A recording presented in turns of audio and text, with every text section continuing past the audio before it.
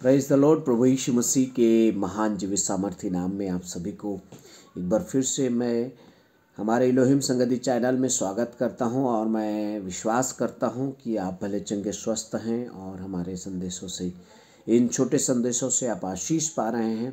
मैं आप सभी से रिक्वेस्ट करता हूं कि हमें लाइक, कमेंट और सपोर्ट करें और बेल आइकन को दबाएं ताकि आप तक हमारा नोटिफिकेशन सबसे पहले पहुंचे, आप संदेश को सुन सकें।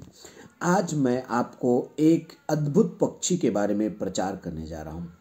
ये अद्भुत पक्षी जिसका नाम उकाब है, अंग्रेजी में हालांकि इसे ईगल लिखा गया है, लेकिन ये उकाब जो है ऐसा पक्षी है जो ईगल की प्रजाति का पाया जाता है और बहुत ही रेयर है, बहुत ही मुश्किल से मिलने वाला पक्षी है जो हर कहीं नहीं रहता है। आइए हम बाइबल के अनुसार देखें। अगर इस उकाब पक्षी के बारे में पढ़ना है तो प्रकाशित वाक्य 7 अध्याय 4 पद में भी आपको पता चलेगा कि 4 जंतु जिनके विषय में प्रकाशित वाक्य में लिखता है, उसमें से एक जंतु जो है वो उकाब है।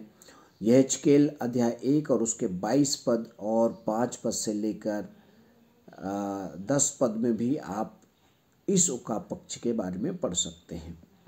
आइए बाइबल इसके विषय में क्या बताती है। मैं आपको कुछ बातें इस पक्षी के बारे में बताऊंगा। सबसे पहले परमेश्वर का अद्भुत पक्षी या कभी कभी दिखने वाला पक्षी है, जैसे प्रकाशित वाक्य 4 अध्याय उसके 7 वचन में लिखा है और उसके पश्चात यहेजकेल 1 अध्याय 22 पद में भी इस विषय को स्पष्ट किया गया है कि ये परमेश्वर का पक्षी हम इसे कह सकते हैं। यहाँ पर प्रकाशित वाक्य 4 अध्याय उसके 7 वचन कि सिंहासन के चारों ओर 4 प्राणी थे जिनके आगे पीछे आंखें ही आंखें थे। पहला प्राणी सिंह के समान, दूसरा प्राणी बछड़े के समान, तीसरा प्राणी मनुष्य का सा और चौथा प्राणी उड़ते हुए उकाब का सा। और यही बात यहेजकेल में भी लिखा हुआ है, 4 प्राणी जिसमें से एक प्राणी उकाब है। तो ये कभी कभी दिखने वाला, ये हर कहीं नहीं दिखता, हर शहर में, हर गांव या हर इलाके, हर जलवायु में नहीं दिखाई देता है। तो परमेश्वर के अद्भुत पक्षी जो है कभी कभी दिखने वाला। दूसरा, बाइबल इसके विषय में यशायाह की पुस्तक अध्याय 46 और 11 वचन में क्या कहता है। 46 और 11 वचन में इस प्रकार लिखा है, ध्यान से सुनिएगा।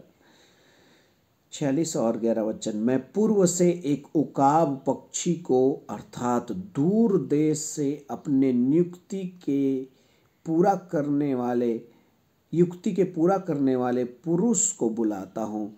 मैं ही ने यह बात कही है और उससे पूरी भी करूँगा। मैंने यह विचार बांधा है और मैं उसे सफल भी करूँगा। प्रिय प्रभु के लोगों, यहाँ पे परमेश्वर की इच्छा को पूरी करने वाला जो दूर देश से आने वाला है, इस प्रकार बताया गया है।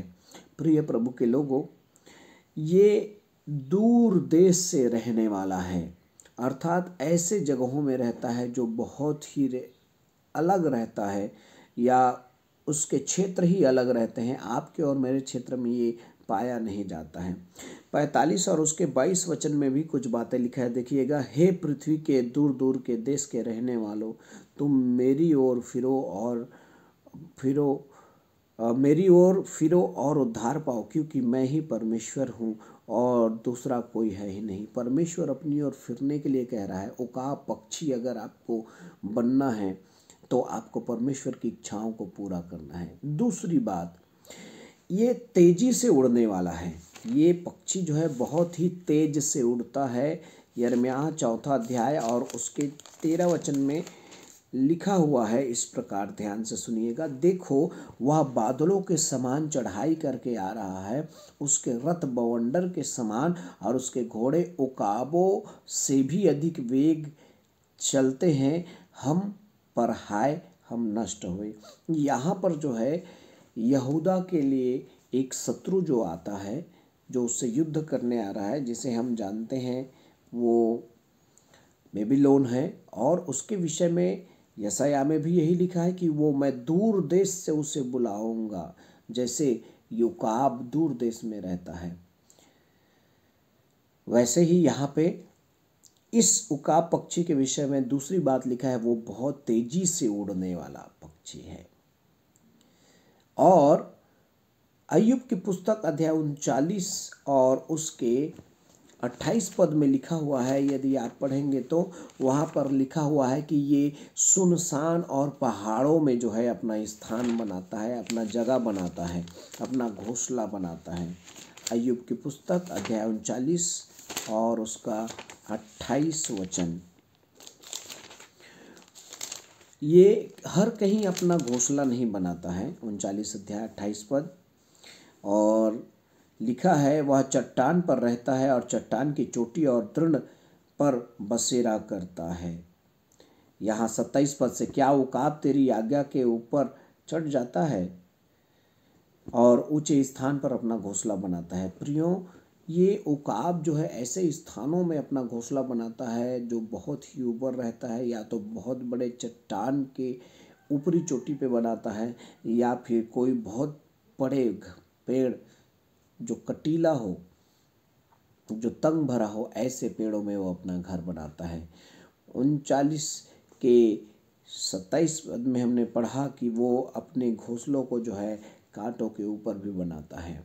और नेक्स्ट बातें, जब उस घोंसलों में वो देता है तो उसे वो हिला हिला कर जो है, जब वो उड़ने का अवस्था आता है तो उसे तोड़ देता है। व्यवस्था विवरण अध्याय उसके 32 और उसके 10-11 में ये वचन पाया गया है।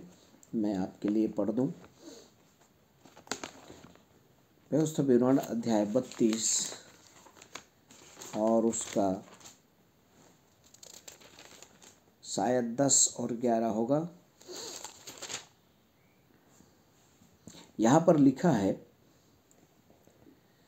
11 पद, जैसे उकाब अपने घोंसले को हिला हिलाकर अपने बच्चों के ऊपर मंडराता है, वैसे ही उसने अपने पंख फैलाकर उसको अपने परों पर उठा लिया है। प्रिय प्रभु के लोगों, इस वचन से आप ध्यान दीजिएगा कि परमेश्वर जो है जो उकाब पक्षी वो अपने घोंसले को हिलाता है, तोड़ देता है और बच्चों के ऊपर मंडराता है। और वो बच्चे जब नीचे गिरने लगते हैं पहाड़ों से या फिर पेड़ के उस कटीले जगहों से, तो वो टूटते टूटते गिरते हैं, उसके शरीर में चुभते हैं, लेकिन वो ज़मीन में गिरने नहीं देता, उसे फिर से अपने पीठ पर उठाकर वो ऊपर उड़ जाता है।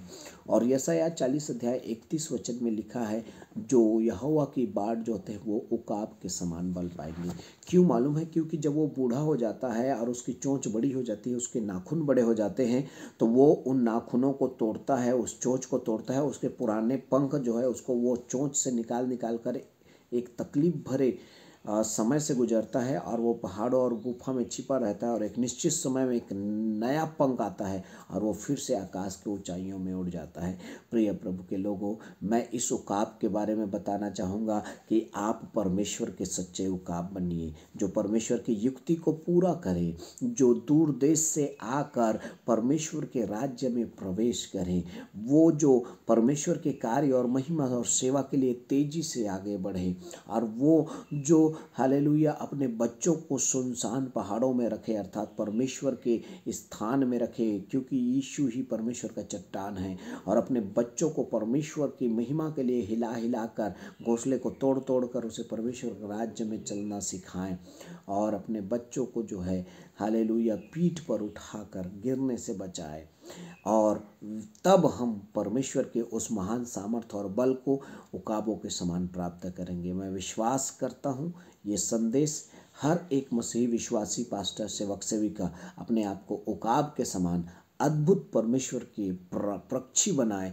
जो परमेश्वर की युक्ति को पूरा करे, परमेश्वर की महिमा के लिए तेजी से उड़े। परमेश्वर आप सभी को बहुत ऐसे आशीष दे। God bless you. जय मसीह।